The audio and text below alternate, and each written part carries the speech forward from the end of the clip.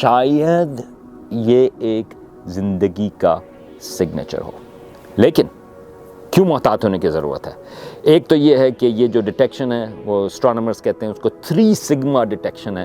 مطلب یہ ہے کہ یہ 99.7% چانس ہے کہ یہ فلوک نہیں، لیکن 0.3% چانس ہے کہ شاید یہ کوانسیڈنس ہو.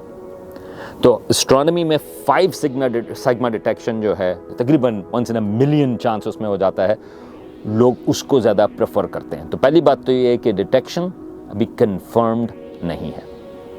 دوسری چیز یہ ہے کہ یہ جو ماڈلز کے اوپر ڈیپینڈنٹ ہے کہ یہ جو ڈائی میتھائل سلفائڈ ہے وہ صرف زندگی ہی پروڈیوس کر سکتی ہے یا نہیں.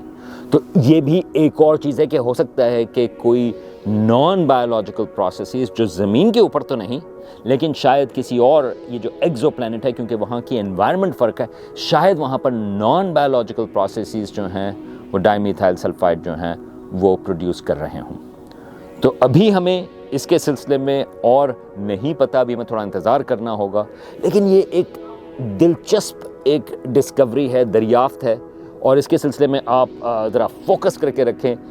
K2-18b اگر یہ ڈسکوری کنفرم ہو جاتی ہے، اور اگین ابھی تک کنفرم نہیں ہوئی، تو یہ سائنس کے لیے، انسانیت کے لیے یہ one of the biggest discoveries ہوگی کہ کیا وہاں پر اگر وہاں پر ہمیں زندگی کے چانسز مل جاتے ہیں. اور یہ بھی جب زندگی کی بات کر رہے ہیں وہ کسی ہم ایلینز یا سویلائزیشنز کی بات نہیں کر رہے، یہ ہم مائکروبس کی بات کر رہے ہیں.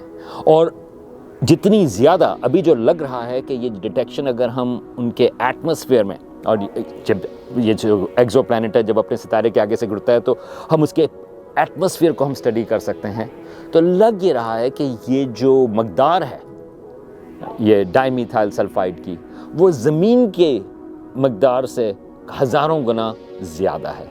اور اس قسم کی چیز جو ہے نارملی وہ ایٹماسفیئر میں سسٹین نہیں ہو سکتی اگر اس کی ریگولر سپلائی نہ ہو. تو اگین یہ تمام چیزیں یہ کہہ رہی ہیں کہ غالباً وہاں پر بایولوجیکل پروسیسز ہیں جو اس ڈی میتھائل ہائیڈروجن کو، ڈی میتھائل سلفائڈ کو وہ ایٹماسفیئر میں رکھے ہوئے ہیں. لیکن اپنی جو وہ کہتے ہیں کہ ڈاؤٹ یا اسکیپٹسزم کی ٹوپی جو ہے وہ آپ لگا کر رکھیں. لیکن اگر یہ چیز کنفرم ہو جاتی ہے تو یہ بہت ہی امیزنگ ڈسکوری ہوگی.